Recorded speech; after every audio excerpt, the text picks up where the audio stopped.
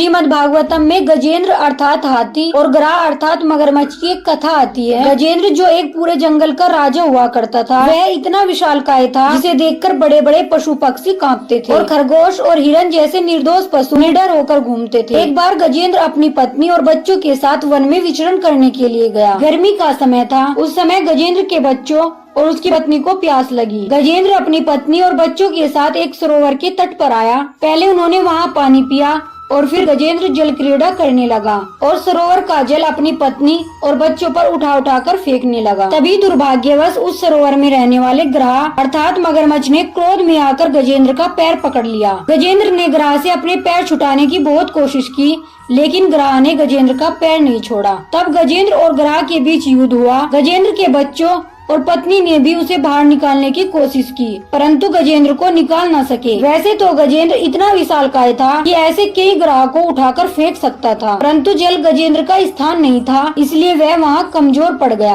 अब ग्राह गजेंद्र को खींचकर बीच सरोवर में लेकर आ गया। जब गजेंद्र का केवल सिर ही तालाब से बाहर दिखने लगा, तब गजेंद्र को लगा कि अब वह डूबने ही वाला है। तब उसे अपने पिछले जन्म में याद किया गया स्रोत स्मरण हो गया और उसने तभी तालाब से एक कमल अपनी सूंड में उठाकर भगवान को पुकारा, हे हरि कृपा करो। गजेंद्र की करुण पुकार सुनकर श्री हरि गजेंद्र की रक्षा के लिए दौड़ पड़े और भगवान विष्णु ने आते ही सुदर्शन चक्र से ग्राह का मस्तक काट डाला और गजेंद्र को उस ग्राह से मुक्ति दिला दी। और तभी श्री हरि गजेंद्र को लेकर अपने साथ वैकुंठ चले गए। इस कथा से हमें ये भी पता चलता है कि भगवान केवल मनुष्यों पर ही नहीं, पशुओं पर भी अपनी कृपा बरसाते हैं। राधे राधे।